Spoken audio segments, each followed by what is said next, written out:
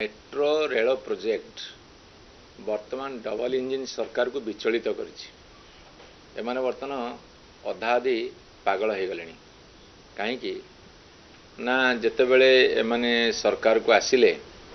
जेहेतु माननीय नवीन पट्टनायक समय मेट्रो प्रोजेक्ट कराइला सी ताकू बंद करने को चेष्टा कले कारण कौन सी श्रेय गत सरकार को दबाकू ए सरकार प्रस्तुत नुहति ये प्रथम कथा तेणुक से माने कौन कले कहले एटा डीपीआर भूल अच्छी डीपीआर बदलेबू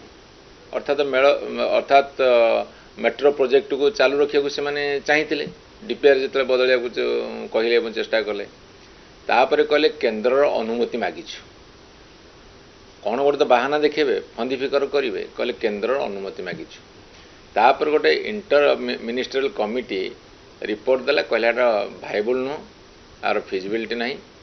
आउ बंद करा जाऊ तापरे जड़े मंत्री कहले जे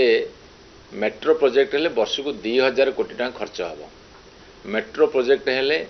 आमर एठी जनसंख्या नहीं बा एतिकी लोक जीवासिया करेंगे नहीं तेणु एटा गोटे प्रोजेक्ट ठीक नुहे तापरे एबे जड़े मंत्री कहले मेट्रो प्रोजेक्ट रो आवश्यकता अच्छी एवं मेट्रो प्रोजेक्टर ऑफिस एत पर्यंत चालू रही एवं बर्तमान मान्यवर भुवनेश्वर एमपी महोदय से गोटे चिट्ठी मुख्यमंत्री को लिखिं जे मेट्रो प्रोजेक्ट करा जाऊ सी बहुत अनुभव करेंगे जे लोक मानकर चाप अच्छी लोक मान भितर भारी माने गोटे क्रोध आसूची लोक मान भितर रिजेटमेंट तैयारी होची ताकू आखि आगे रखी मान्यवर एमपी महोदय चिट्ठी लिखिं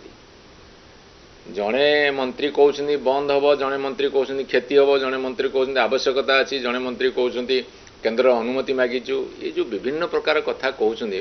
बार चाउलिया कथा कहते मो अनुरोध करी एवं निवेदन करी दाबी करी मान्यवर मुख्यमंत्री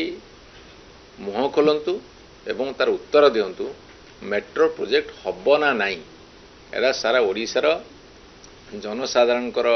प्रश्न।